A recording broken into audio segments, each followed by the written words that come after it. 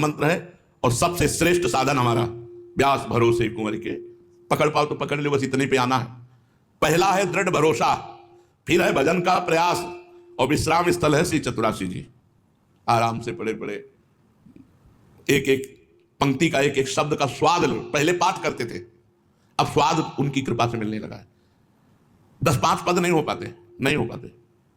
एक ही 2 पद में बस रोना शुरू हो जाता है कि वो स्वाद जहां चतुरासी जी ने दिया, तो 10-5 पद पूरी चतुरासी जी होना तो बहुत बड़ी बात हो जाती है।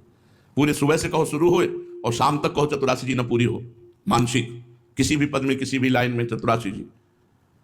बिस्तरत सुनत गावत रसिक नित नित लीला रसपियत। बिस्तरत सुनत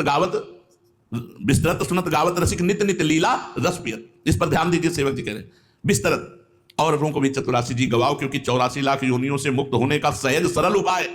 अगर रोज 84 जी गायन कर ली जाती है तो 84 लाख योनियों में नहीं जाएगा। तो बिस्तरत दूसरों को भी हरिवंश नाम सुनाओ। महामहिमा में ये अविद्या को नाश करने के लिए गरज रहा है।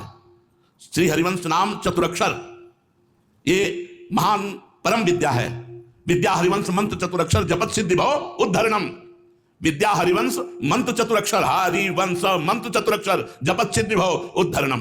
संसार से उद्धार हो जाता है। जब कोई इस चतुरक्षर विद्या का जप करता है तो उसे पराविद्या का दान ये चतुरक्षर विद्या करती है। 2 अक्षर राधा, राधा नाम के दाता हरिवंश हैं। जब कोई हरिवंश नाम का आश्रय लेता है तो हरिवंश नाम विद्या है और पराविद्या श्री राधा नाम है। हरिवंश नाम राधा नाम में स्थित कर देता है।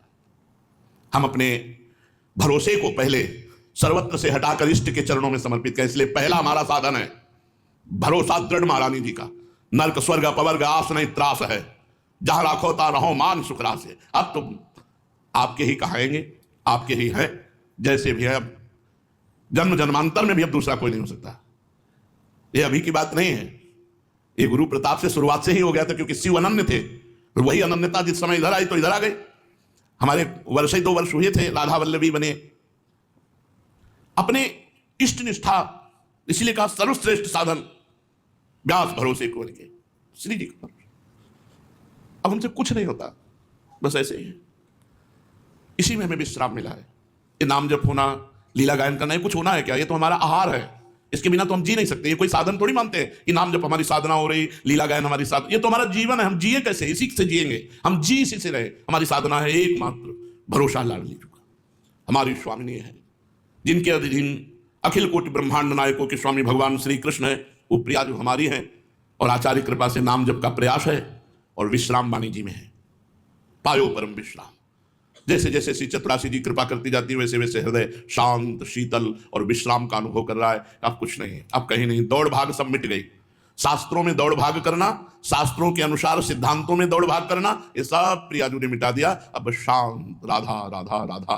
तो जीवन का परम लाभ मुख में नाम, हृदय में ध्यान, लीला गायन और लीला चिंतन। इससे सारे भव बंधन कट जाते हैं, सारे पास पटापट टूट जाते हैं। जो पास बांधने वाले बहुत से ऐसे पास हैं, काम क्रोध लोभ मोह मद के, जो हमें बांधे हुए हैं, ये पटापट टूट जाते हैं। निश्चय विश्वास करो हमारी बात पर। शरण ग्रहण करते ही निर्भयता तुम्हारे अंदर आ जाएगी, निश्चिंतता आ जाएगी, निश्चोकता आ जाएगी। जब तक तुम्हें अपने लाभ और दूसरे नुकसान सुखदायक लगते हैं, अपना लाभ अच्छा लगता है, दूसरे की हानि हो जाए तो अच्छा लगता है, तब तक तुम नुकसान ही उठाते रहोगे, शरणागत नहीं बन पाओगे। अपना लाभ और दूसरे की हानि, नुकसान देखकर तुम्हें खुशी होती है, अपने लाभ में खुशी, दूसरे की हानि में खुशी, तब तक तुम शरणागत नहीं हो। जब तक तुम्हें अपनी प्रशंसा और दूसरों की निंदा अच्छी लगती है, तब तक तुम निंदनीय हो, शरणागत नहीं हो। अपनी प्रशंसा अच्छी लगे और दूसरे की निंदा अच्छी लगे, तब तक तुम निंदनीय हो, तुम साधक नहीं हो, तुम शरणागत नहीं हो। दूसरे की निंदा नहीं सुननी, अपनी प्रशंसा नहीं सुननी। जब तक तुम्हें अपना सम्मान और दूसरे का अपमान ये सुखद लगता है, तब तक तुम अपमान के योग्य हो, तुम शरणागत नहीं हो। जब सबहि मान प्रद आप अमानी, अमानी ना मान देना, यह शरणागत का लक्षण है। दूसरों को सम्मान देना और स्वयं अमानी रहना। जब तक अपने लिए सुख की और दूसरों के लिए दुख की चाह करते हो, तब तक तुम शरणागत नहीं हो। जब अपने दुख को सहकर दूसरों को सुख प्रदान करने की भावना हो, तब तुम शरणागत हो। जब तक तुम्हें अपने को न ठगाना और दूसरों को ठगना अच्छा लगता है, तब तक तुम ठग हो, शरणागत नहीं हो। कबीरा खुद को ठगाइए, तो हमारे साथ बेईमानी करो, जाओ सुखी रहो, आनंदित रहो। हमें ठग लो, जाओ आनंदित रहो, सुखी रहो, कभी तुम्हारा मंगल न हो। यह शरणागत के हृदय कहता है। जब तक तुम्हें अपने दोष नहीं दिखाई देते और दूसरों में दोष दिखाई देते, तब तक तुम शरणागत नहीं हो। ध्यान रखो शरणागति की महिमा। जब अपने में दोष दिखाई दे और दूसरों में गुण दिखाई दे, वही शरणागत है। अपने में दोष दिखाई दे, जब तक तुम्हें अपने में दोष नहीं दिखाई देते, दूसरों में दोष दिखाई देते हैं, तब तक तुम शरणागत नहीं। जब तक तुम्हें अपने हित की चिंता है और दूसरे का अहित हो जाए, दूसरा नीचा दिखा दिया जाए, ऐसी भावना है, तब तक तुम शरणागत नहीं हो।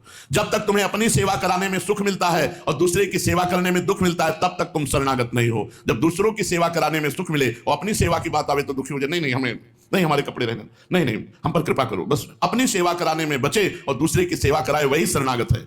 जब तक तुम्हें दूसरों से लेने में सुख मिलता है और देने में